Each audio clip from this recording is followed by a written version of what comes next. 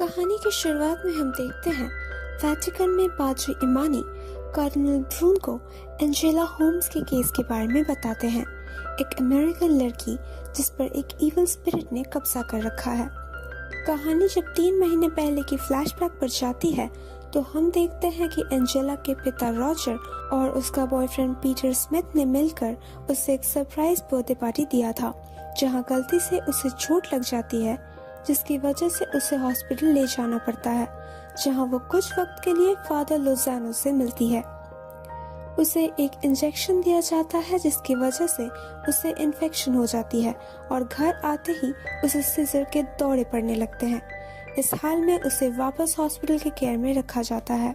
कुछ दिनों बाद उसे रिलीज कर दिया जाता है, मगर टैक्सी से घर वापस आते वक्त वो व्हील्स को पकड़ लेती है जिस वजह से एक एक्सीडेंट हो जाती है और वो 40 दिन के लिए कोमा में चली जाती है।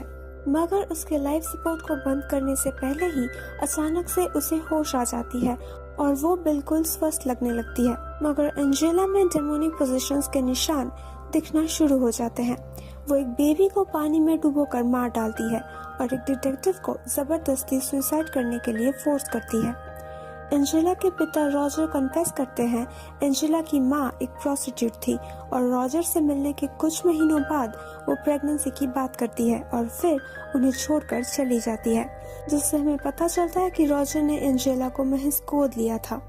यहाँ एंजेला की हालत बिगड़ती जाती है और वो अपनी साइकियाट्रिस्ट डॉक्टर रिचर्ड्स की मजाक उड़ाती रहती है। अंत में जब वो अरामाइक भाषा में कुछ बोलती है तो वहाँ बाकी पेशेंट्स में हिस्टीरिया फैल जाती है और वो सुसाइड कर लेते हैं। हॉस्पिटल को एहसास होता है कि अब कुछ भी एंजेला को ठीक नहीं कर सकती और वो उसे रिलीज कर देते हैं। प्रेजेंट डे में एंजेला के आसपास कौवों को उड़ते देख ब्रून कहते हैं कि एंजेला को एंटी क्राइस्ट ने पोजेस किया है, क्योंकि कौवे सैटन के एजेंट्स होते हैं। इमानी को इस मैटर से दूर रहने को कहकर ब्रून एग्जॉर्सिज्म करने यूनाइटेड स्टेट्स के लिए निकल पड़ते हैं। वो एग्जॉर्सिज्म के लिए एक यूकैरिस्ट का प्लान करते हैं जिससे एंजेला खून की उल्टियाँ करती है और अंत में 3 अंडे उगल देती है। ब्रून कहते हैं कि एक प्रोस्टिट्यूट के कोख से एंजेला का जन्म जीसस के पवित्र जन्म को कलंकित करता है।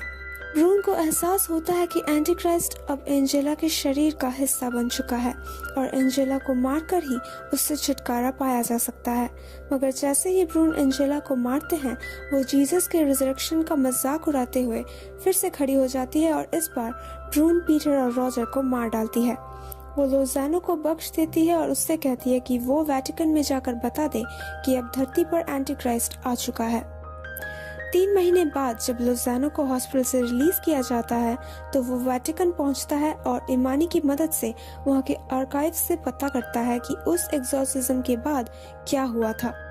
लोज़ानो और एंजेला ही सिर्फ 2 सर्वाइवर्स थे उस एग्जॉर्सिज्म के और अब एंजेला फॉलोअर्स इकट्ठे करने के लिए मिरेकल्स करती है।